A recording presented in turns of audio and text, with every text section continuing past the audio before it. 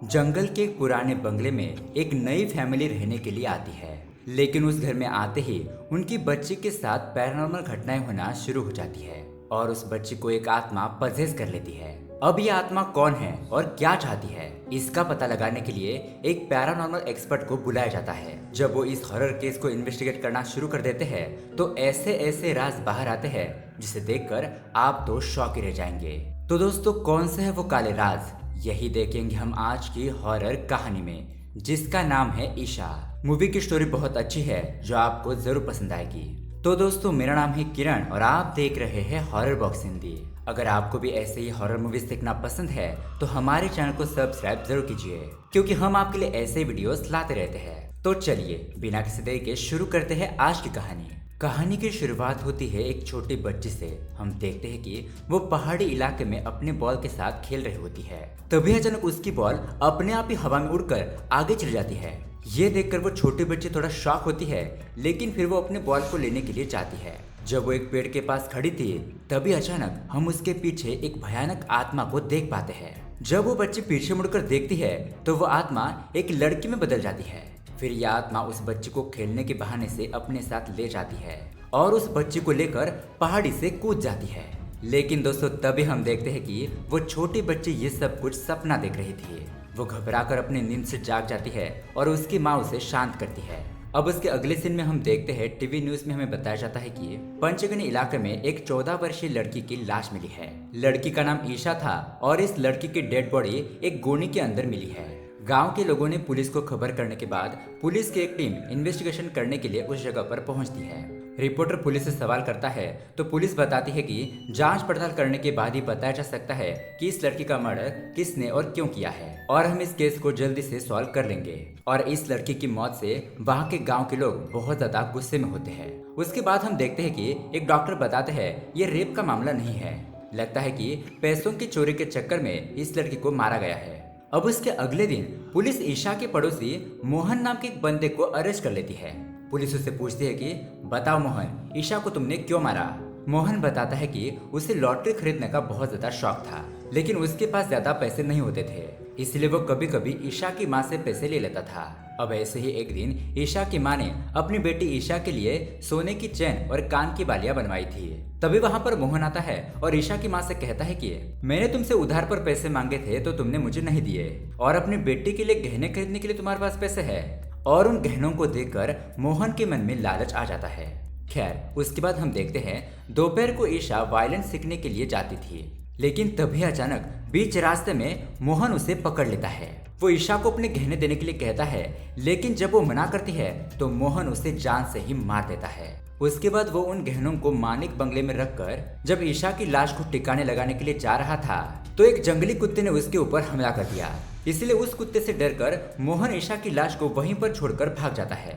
और अब मोहन ने पुलिस के सामने कबूल कर लिया था कि उसने ये मर्डर किया है। फिर हम मानिक नाम के एक बंदे को देखते हैं और ये मोहन इसी मानिक के बंगले में काम करता है। मानिक को जब ये बात पता चलती है कि उसके घर के नौकर ने एक लड़की को मारा है तो वह सीधा पुलिस स्टेशन पहुंचकर मोहन को मारने पीटने लगता है, क्योंकि उसने पैसों के चक्कर में एक मासूम बच्चे को मार डाला। इसीलिए पुलिस मोहन को छुड़ाकर वहां से ले जाती है। यहाँ मानिक और पुलिस ऑफिसर की बातचीत से हमें पता चलता है कि मानिक यहाँ पर नहीं रहता, वो सिर्फ यहाँ पर शनिवार के दिन आता है, वहां पर रहने वाले लोगों की तनख्वाह देने के लिए। मानिक का तलाक हो चुका है और उसकी एक छोटी बेटी भी है जो कि फिलहाल अपनी माँ के साथ रहती है। तभी वहाँ पर सीनियर ऑफिसर आते हैं और इंस्पेक्टर अनिरुद्ध से कहते हैं कि मोहन को ले जाकर उसने जिस जगह पर गहने छुपाए हैं वो लेकर आओ। तो इंस्पेक्टर मोहन को लेकर गाँव पहुँच जाता है। मोहन को देखकर वहाँ के गाँव वाले उसे बहुत ही बुरा भला कहते हैं। फिर मोहन एक कबाड़े वाले कमरे में जाता है और उन गहनों को ढूंढकर पुलिस को दे देता है। अब दोस्तों, आपको ये केस बहुत ही सीधा साधा लग रहा होगा कि ईशा का खूनी मोहन पकड़ा गया, लेकिन नहीं दोस्तों, इस केस के पीछे बहुत बड़े राज छुपे हैं जो कहानी में आगे रिवील होंगे। तो दोस्तों, अब हमें 3 महीने बाद का सीन दिखाया जाता है जहाँ पर हम मानिक की पत्नी सुनीता को देखते हैं। वो अपने माता पिता और बेटी एंजल के साथ एक बंगले में रहने के लिए जा रही होती है, और ये बंगला उन्होंने कोर्ट में मानिक के साथ लड़कर जीता था। यहाँ पर हमें ये भी पता चलता है कि मानिक की पहली पत्नी की मृत्यु हो चुकी थी और सुनीता उसकी दूसरी पत्नी होती है, लेकिन सुनीता ने भी मानिक के साथ डिवोर्स ले लिया था। अब हम देखते हैं कि ये लोग बंगले में पहुंच जाते हैं और सामान को उतार कर अंदर ले जाते हैं। लेकिन इतने में ही एंजल खेलते खेलते जंगल की तरफ चली जाती है। यहाँ घर के अंदर ये लोग सामान रख रहे थे, तभी वो देखते हैं कि एंजल कहीं पर मिल नहीं रही है। इसीलिए तुरंत ही सभी लोग एंजल को ढूंढने में लग जाते हैं और उसके कुछ ही देर बाद सुनीता को एंजल मिल जाती है।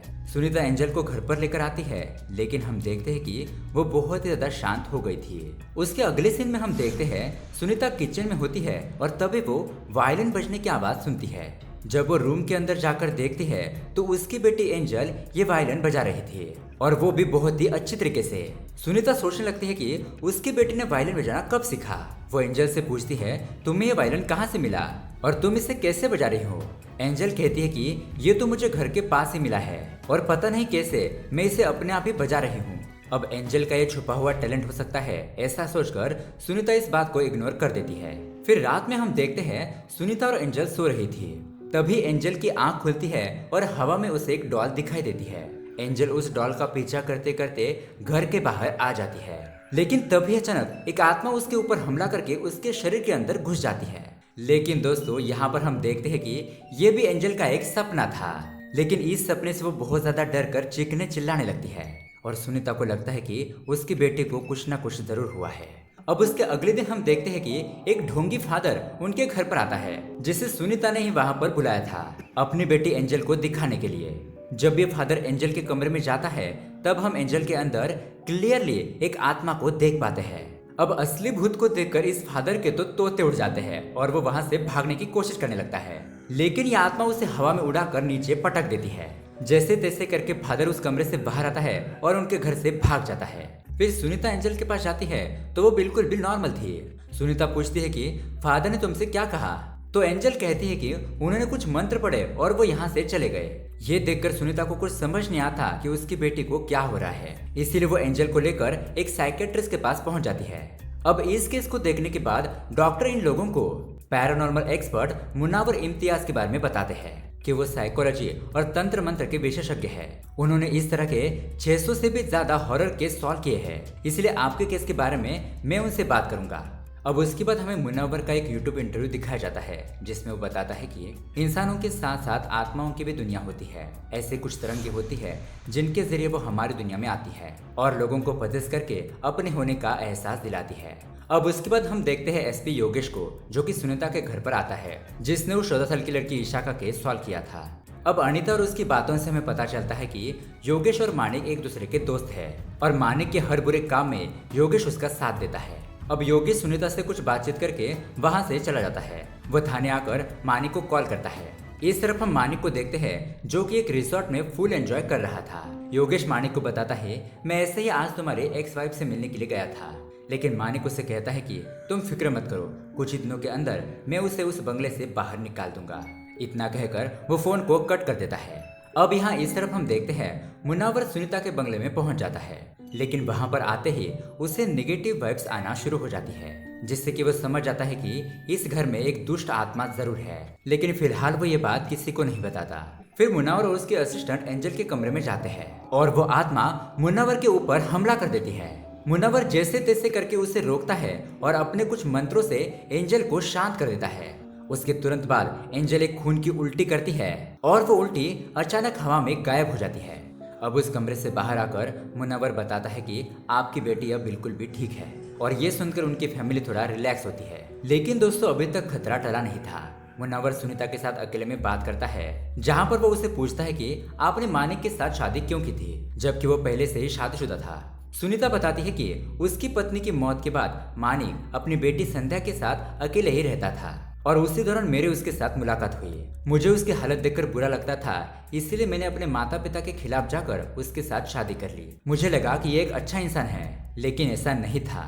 शादी के बाद उसकी बेटी संध्या भी मुझे गलत समझने लगी और मैंने मानिक को तलाक इसलिए दिया क्योंकि उसके लिए औरत एक सिर्फ शरीर है, उसकी भावना सम्मान उसके लिए कुछ भी मैटर नहीं करता।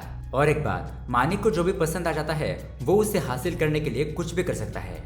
अब ये बात सुनकर मुनव्वर कहता है कि ऐसी ब्रोकन फैमिली में कुछ साइको प्रॉब्लम जरूर होती है, लेकिन मुझे ये ऐसा मामला नहीं लग रहा है। सुनीता कहती है कि गांव के लोग कह रहे हैं कि मेरी बेटी के अंदर आत्मा आ गई है। मुनव्वर कहता है कि हाँ ये बात सही है। फिलहाल आत्मा यहाँ से जा चुकी है, लेकिन वो दोबारा वापस आएगी। लेकिन इससे पहले हमें उसका क्या मकसद है ये पता करना होगा, ताकि हम उसे रोक सके। और इसीलिए मुझे एक बार मानिक से मिलना ही होगा। अब उसके अगले सीन में हम देखते हैं मुनव्वर मानिक से मिलने के लिए आ जाता है। वहाँ पर वो मानिक को सुनीता और उसकी बेटी एंजल के साथ जो कुछ भी हुआ उसके बारे में बताता है। लेकिन मानिक कहता है कि मुझे इन आत्माओं के ऊपर जरा सा भी विश्वास नहीं है। आप जो भी बता रहे हो मैं उन बातों पर जरा सा भी यकीन नहीं करता।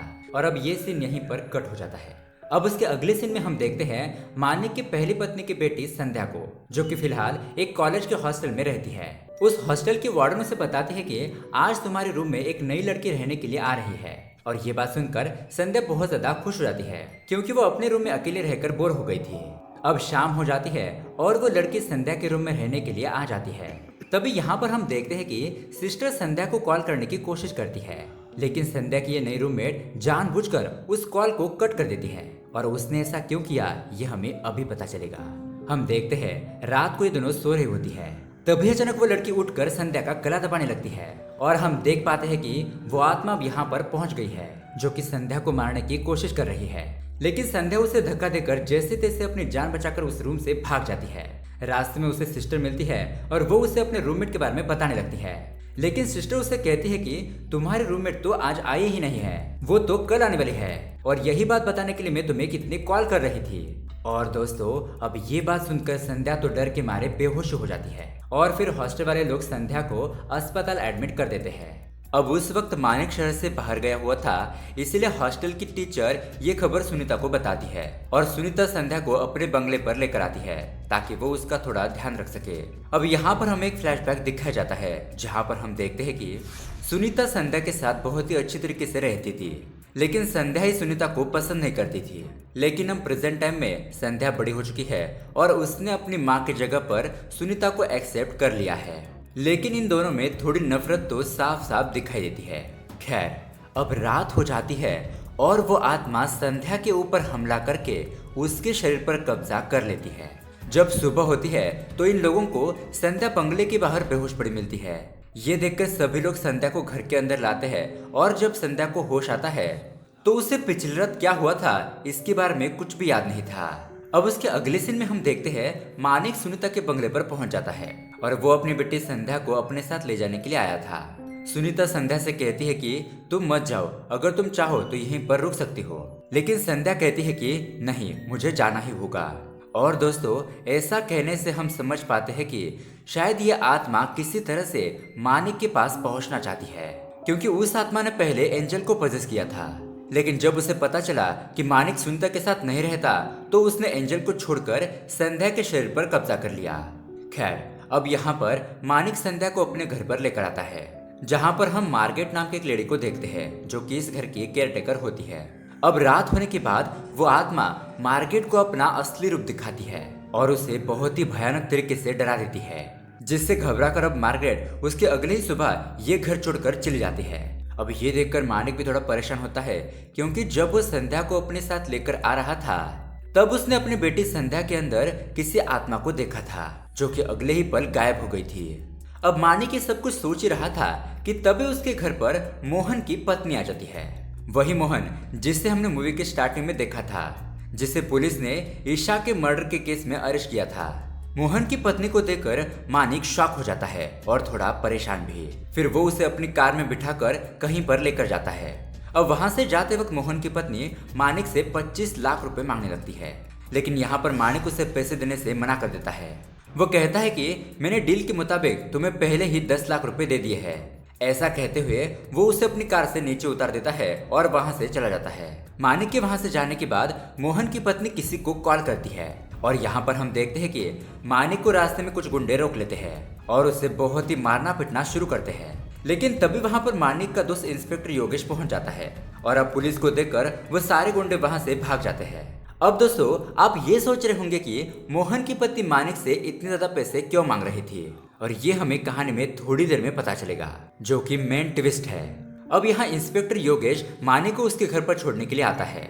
घर पर आने के बाद मानिक फ्रेश होने के लिए अंदर जाता है और योगेश यहाँ पर हॉल में बैठ जाता है। लेकिन तभी हम देखते हैं अचानक वो आत्मा इंस्पेक्टर योगेश के ऊपर हमला कर देती है और योगेश उस आत्मा को देखकर बहुत ही ज्यादा घबरा जाता है। वो किसी तरह अपनी जान बचाकर उस घर से भाग जाता है। अब उसके बाद सीन शिफ्ट होता है एक डॉक्टर की तरफ, जिसे हमने मूवी के स्टार्टिंग में देखा था। इसने ईशा की फॉरेंसिक रिपोर्ट बनवाई थी और कहा था कि ये रेप का मामला नहीं है बल्कि पैसों का मामला लग रहा है। हम देखते हैं कि ये डॉक्टर अपना काम कर रहा होता है, लेकिन वहां से जाते वक्त उसे चक्कर आ जाते हैं और वो चेंजिंग रूम में बेहोश होकर गिर जाता है। अब हॉस्पिटल का टाइम खत्म होने की वजह से सभी लोग वहां से चले जाते हैं, लेकिन वो डॉक्टर अंदर ही रह जाता है। जब उस डॉक्टर को होश आता है तब वो देखता है कि रात हो गई है और वो अंदर ही फंस गया है। जब वो डॉक्टर यहाँ से बाहर निकलने की कोशिश करता है कि तभी अचानक वो आत्मा वहां पर आ जाती है और उस डॉक्टर को बड़े ही बेरहमी से खत्म कर देती है। और अब यहाँ से शुरू होता है मौत का सिलसिला। अब उसके अगले दिन हमें उस डॉक्टर की मौत की न्यूज टीवी पर दिखाई जाती है, जिसे देखकर मानिक बहुत ज्यादा परेशान हो जाता है और अब वो ये सब कुछ क्या हो रहा है ये जानने के लिए मुन्नवर के पास चला जाता है। मुन्नवर उसे बताता है कि तुम्हारे बेटी संध्या को किसी आत्मा ने पजेस कर लिया है और इसीलिए वो ऐसा अजीब तरह का बर्ताव कर रही है। अब उसी रात को संध्या न्यूज देख रही थी, तभी बताया जाता है कि ईशा के कातिल मोहन को जमानत मिल गई है और अब ये बात उस आत्मा को भी पता चल गई थी।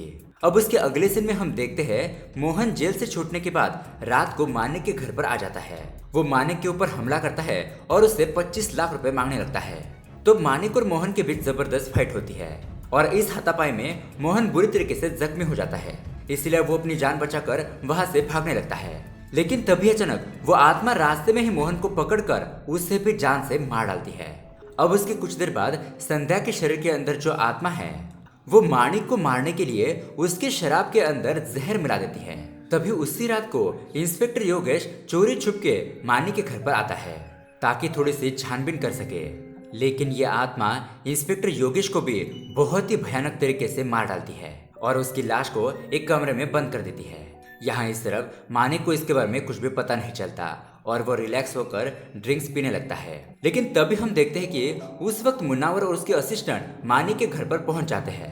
उस घर के अंदर आते ही मुन्नावर को एहसास हो जाता है कि यह आत्मा उनके ऊपर भी हमला कर सकती है, इसीलिए वो अपने असिस्टेंट को संध्या को देखने के लिए भेज देता है और वो खुद पूरे घर के इन्वेस्टिगेशन में लग जाता है। तभी उसे एक कमरे में मानिक बेहोश हालत में पड़ा हुआ दिखाई देता है और ये देखकर वो तुरंत ही एम्बुलेंस को कॉल करता है। लेकिन यहाँ इस तरफ उसके असिस्टेंट के ऊपर वो आत्मा हमला कर देती है और सही मौके पर मुन्नावर वहाँ पर आकर उसे बचा लेता है और संध्या वहीं पर बेहोश होकर गिर जाती है। तभी यहाँ पर एम्बुलेंस आकर मानिक को अस्पताल ले जाती है और यहाँ मुन्नावर संध्या को एक कुर्सी से बांधकर एक ओझा बोर्ड की मदद से उस आत्मा से कम्युनिकेट करने की कोशिश करता है। और दोस्तों यहाँ पर खुलते हैं इस मूवी के असली पत्ते। मुन्नावर जब उस आत्मा से उसका नाम पूछता है तो वो आत्मा अपना नाम ईशा बताती है। जी हाँ दोस्तों, वही 14 साल की ईशा जो मूवी के स्टार्टिंग में मारी गई थी। अब यहाँ पर हमें पूरी कहानी पता चलती है। तो दरअसल हुआ यह था कि मोहन के साथ साथ ईशा भी मानिक के घर पर काम करती थी। ऐसे ही एक रात मानिक और उसका दोस्त इंस्पेक्टर योगेश मानिक के घर पर पार्टी कर रहे थे। उन दोनों ने बहुत ज्यादा पी रखी थी और इसी नशे में वो दोनों ईशा के साथ बहुत ज्यादा गलत काम करते हैं। लेकिन इस घटना को ईशा सहन नहीं कर पाती और वो वहीं पर अपना दम तोड़ देती है। ये देखकर मानिक और योगेश बहुत ज्यादा घबरा जाते हैं और अब इस बात को छुपाने के लिए वो मोहन को 5 लाख रुपए देते हैं और ईशा की लाश को कहीं ठिकाने लगाने के लिए कहते हैं। मतलब कि दोस्तों, ईशा मोहन की वजह से नहीं बल्कि मानिक और योगेश की वजह से मारी गई थी। और जब मोहन ईशा की लाश को ठिकाने लगाने के लिए ले जा रहा था तभी उसके ऊपर एक जंगली कुत्ते ने हमला कर दिया था और उस कुत्ते से डरकर वो उस लाश को वहीं छोड़कर भाग गया था। अब यहाँ पर ये बात जब मानिक और योगेश को पता चली तो वो मोहन को ये इल्जाम अपने सर के ऊपर लेने के लिए कहते हैं और इसके बदले में ये दोनों मोहन को 10 लाख रुपए देने का वादा करते हैं। और अब पैसों के लालच में आकर मोहन भी इस बात के लिए मान जाता है। उसके बाद मानिक और योगेश ये दोनों डॉक्टर को भी पैसे देते हैं और झूठी रिपोर्ट बनाने के लिए कहते हैं कि ईशा के साथ कुछ गलत काम नहीं हुआ था और ये चोरी का ही मामला है। लेकिन अब उसके बाद मोहन के मन में पैसों का लालच आ गया था और इसीलिए वो मानिक को ब्लैकमेल कर रहा था और उससे 25 लाख रुपए मांग रहा था। अब यहाँ इस तरफ ये सब कुछ बातें जानने के बाद मुन्नावर समझ जाता है कि ईशा की आत्मा इन लोगों से अपना बदला ले रही है। उस आत्मा ने झूठी गवाही देने वाले डॉक्टर को, मोहन को और इंस्पेक्टर योगेश को मार डाला था और सिर्फ अब मानिक ही बचा था। अब उसके बाद मुन्नावर को उस घर में इंस्पेक्टर योगेश की लाश मिल जाती है और उसके अगले सीन में हम देखते हैं मुन्नावर ये सारी बात कमिश्नर को बताता है। लेकिन ऑब्वियसली कमिश्नर इन सारी बातों पर यकीन नहीं करता, क्योंकि भूत प्रेत की बातों को साबित करना बहुत ही ज्यादा मुश्किल था।